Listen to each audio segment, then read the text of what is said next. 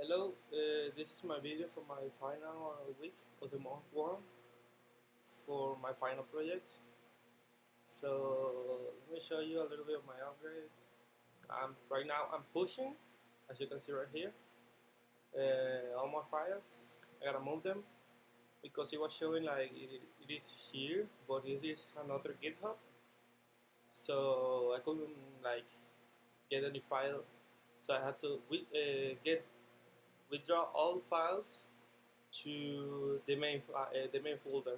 It's this one. So right now I'm gonna show you how is my progress for the month. Uh, dun, dun, dun, dun.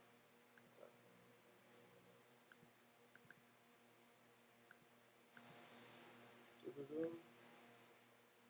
It's successfully I finished fixing all my bugs and all my errors from building.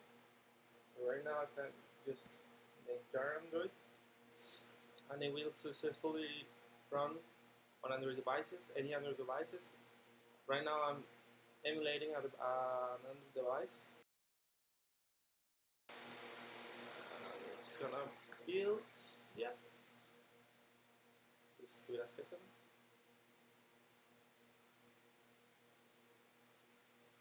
It will take more than a second. It will not take that long. I'm gonna open another one.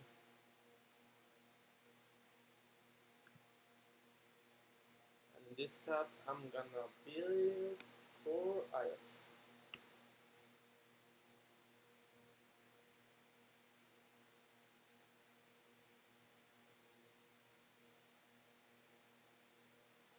In here, I'm building for Android and here for iOS devices.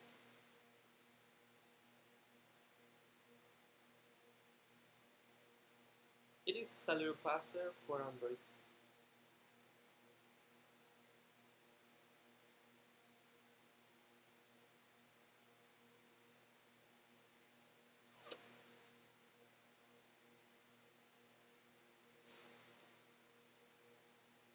This is all dependencies that I have to manually link. All these are manually linked dependencies. Chooses the right version of the dependencies because those are Unimodules.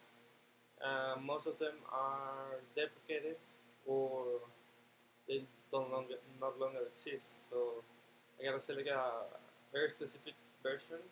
It was killing me at the moment of when I was setting the dependencies for Android because there's a thing with React Native. React Native isn't a very stable version for building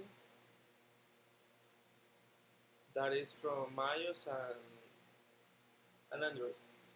So what I had to do is manually link all the dependencies, manually fix all the errors, manually delete all the dependencies that are deprecated, and also manually update each one of the uh, dependencies and fixing all bugs. That is basically what the app does because React Native is React. That is a web emulator. It's a done here. It's a web emulator that native make it can be built on mobile devices, right? So that's why it's in a very stable version because right now it cannot successfully manually link, automatically link all the dependencies from JavaScript to React Native, that is Android and iOS devices. And for example, now I can do just an export start that it will start my app. Also, there's a little surprise from React Native. There's a small advantage that I knew when I was gonna do it, but I didn't know that it was gonna be that easy. I mean, all the basic app is made in JavaScript. That means it can be built on a website also.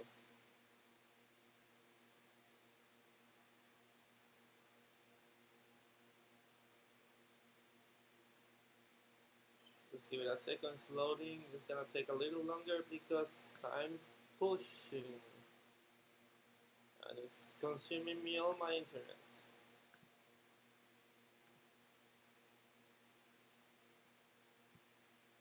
Right now, as you can see, it logins using Android. It builds on Android successfully. No problem, no nothing.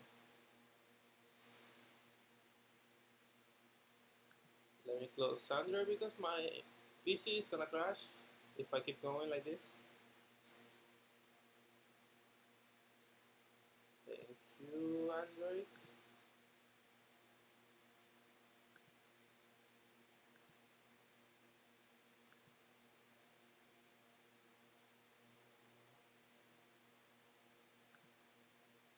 How is my iOS emulator still building? Yes, my PC is gonna crash because I didn't knew that record and build are gonna take that much processor.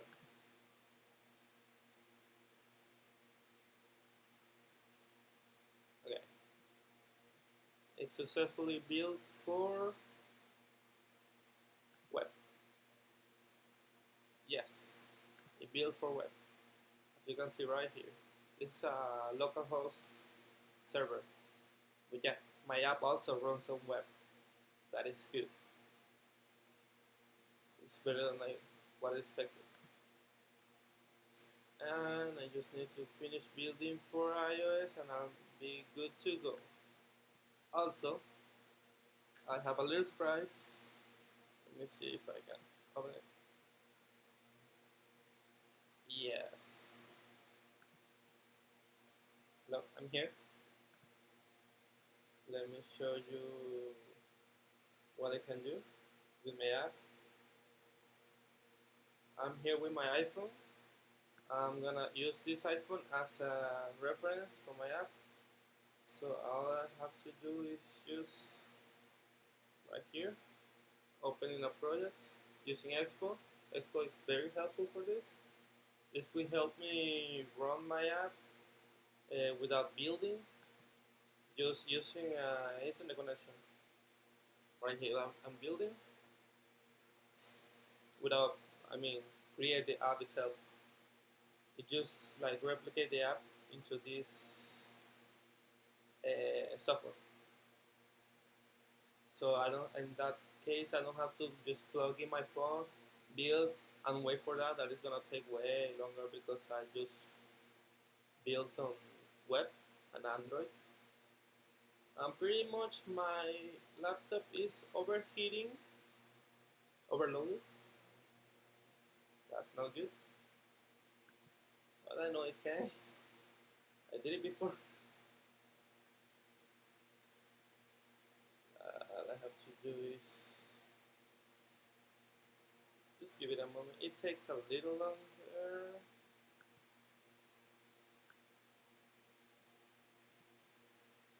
Let's just wait.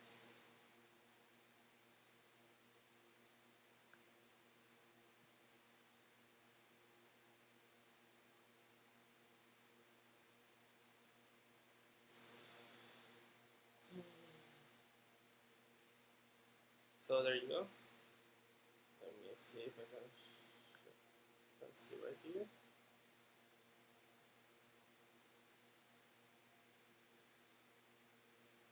There's my app running successfully. Everything is the same. So I successfully built on an iOS device, not just an emulator. So no issues, no problem for now. My app is good to go, good to start, good to keep going. It's all linked, so I don't have to worry later on about my SDKs, my APIs, or anything like that. I just have to just design the app itself and add all that kind of stuff. I don't have to add any API. I don't have to add anything else. Let me just show them the camera. And I just have to design it like a web developer and link and add all kind of stuff. So that's it for my app. I don't know why it's taking that much. This is why I don't build on iOS devices, because it's taking that much. It's taking so much. Let me just do it right from Expo.